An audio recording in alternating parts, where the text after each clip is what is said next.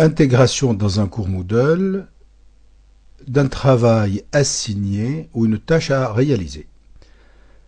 Ceci s'apparente à un devoir que vous pouvez noter en ligne. Pour cela, vous êtes sur votre cours, vous activez le mode édition, choisissez Ajouter une activité et vous choisissez ici Assignement. Vous allez donc ensuite donner le nom de ce devoir, par exemple, carnet de voyage, avec une consigne ici. Je rappelle que l'éditeur vous permet d'insérer de la vidéo, si vous voulez par exemple avoir une lecture d'image, une image, vous pouvez insérer un site internet, vous pouvez insérer ce que vous souhaitez là-dedans, plus bien entendu du son. Ça veut dire la consigne peut être orale et les élèves peuvent rendre leurs devoirs sous forme aussi enregistrée s'il s'agit d'un reportage par exemple de voyage dans la langue du pays visité. Vous allez afficher sa description sinon vous ne voyez pas ceci et puis ensuite vous allez allouer donc le cours démarre par exemple le 11 octobre. Il faut rendre le devoir, il est dû ce devoir-là au 12 décembre. Et ensuite, vous allez arrêter, c'est-à-dire il est hors ligne, entre guillemets, au 13 décembre. Ça permet par exemple aux retardataires de donner le dernier cours, le dernier travail. Vous avez ici donc un bouton qui impose à l'élève d'envoyer, c'est-à-dire de faire le geste intentionnel d'envoyer son travail, pour ne pas dire « Ah ben tiens, il n'était pas complet » ou quoi que ce soit de ce genre-là. Donc là, vous marquez « Oui ». Ensuite, ici, vous pouvez laisser la ligne, la saisie de texte en ligne. Ça pourrait être intéressant pour rendre un travail, par exemple, sans fichier attaché. Ça peut être tout simplement ici. Je peux attacher aussi, permettre l'attachement du fichier ou non. Si c'est oui, vous précisez le nombre de fichiers que je peux joindre. Je vous conseille d'en garder un, par exemple. Si ce sont des images, on peut aller jusqu'à 3, éventuellement. Ici, vous pouvez préciser la taille du fichier à joindre. Et ensuite, vous allez donc un peu plus bas et vous faites enregistrer et revenir au cours. Et afficher ici. Vous allez devoir maintenant, donc voici votre carnet avec les consignes, tout ce qu'on veut. Maintenant, voyons voir du côté élève. Je prends le rôle ici de l'élève pour voir ce que cela donne. J'arrive ici, je clique sur carnet de voyage et je veux ajouter mon travail. Je fais ajouter, j'ai un texte en ligne où je pourrais saisir ce que je souhaite à l'intention du professeur. Et je rappelle également qu'il peut saisir des images, il peut mettre une vidéo, il peut mettre un tableau, il peut donc mettre des couleurs, enfin, et mettre du son. C'est-à-dire, il peut même saisir ici son texte dans la langue, comme on a dit, d'origine du pays.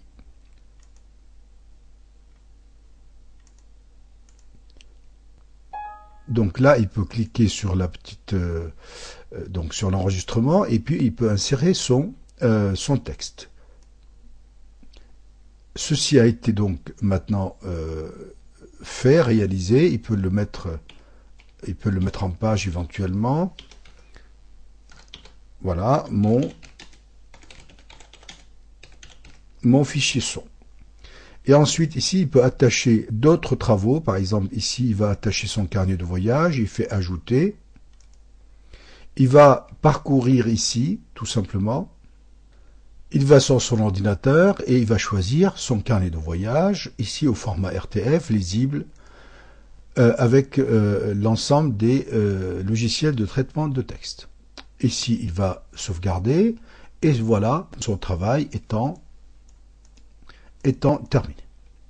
Ici, il a deux choses. Soit ça lui permet de rééditer son texte pour pouvoir modifier, ou bien il a fini, auquel cas, il prend la décision, cet élève, d'envoyer ce travail assigné au professeur, auquel cas il ne pourra plus modifier.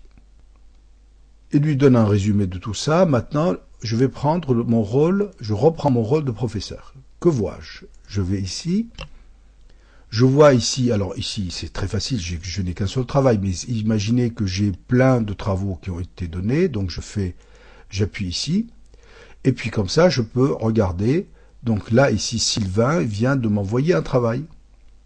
Pardon, Sylvain n'a pas envoyé, c'est moi-même qui ai envoyé parce que j'ai pris son rôle, donc j'ai la liste des élèves que j'ai assignés à ce travail-là, et puis là donc j'ai ce travail-là.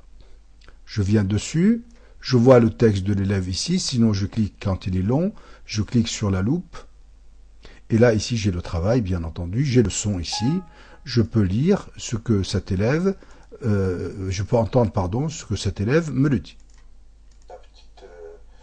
Donc sur l'enregistrement, et puis il peut insérer... Voilà, je viens d'entendre, je fais retour, il a un fichier attaché, ce jeune homme ici, donc voilà, donc je continue. Il a son travail ici, donc j'ouvre ce travail-là avec mon éditeur, et puis voilà.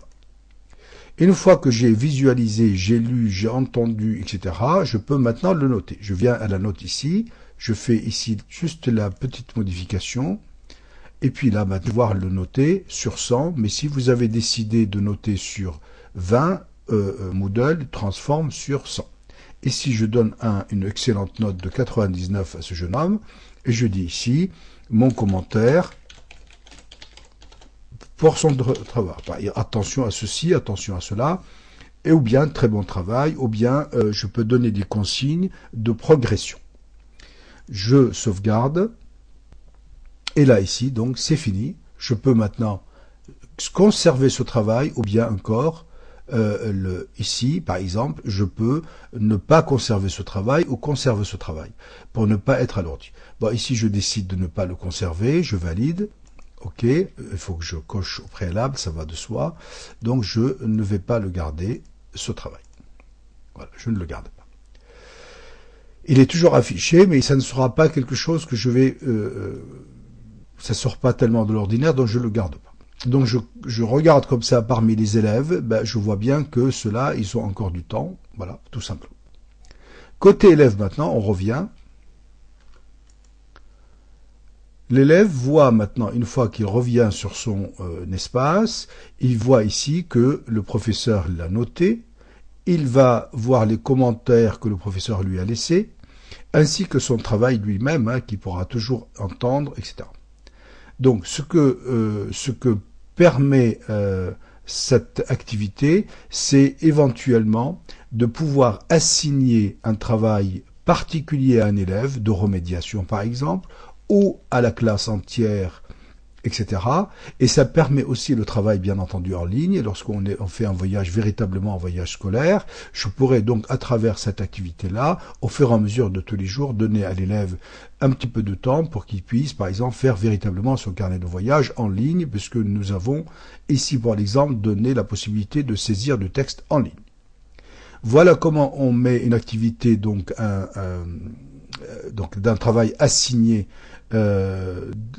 et sera noté au fur et à mesure que le professeur corrige en ligne. Si on récupère ici le carnet de voyage, on peut récupérer aussi les notes. C'est-à-dire que là, je viens de noter quelqu'un. Je vais donc sur l'administration du cours, sur le côté notes, et je vais pouvoir récupérer ces notes-là. Je vois bien, par exemple, ici, un travail, premier travail qui a été fait, deuxième travail qui a été fait, et là, c'est bien entendu donc le travail assigné, hein, celui qu'on vient de voir, ça a été fait avec donc 20 sur 20. Je me suis trompé de note tout simplement. Donc ici je reviens, je vais ici, donc le carnet de voyage, le voici. Donc le carnet de voyage ici, donc je clique dessus, je peux modifier cette note directement dans le tableau, bien entendu, ou bien je peux modifier cette note-là ici.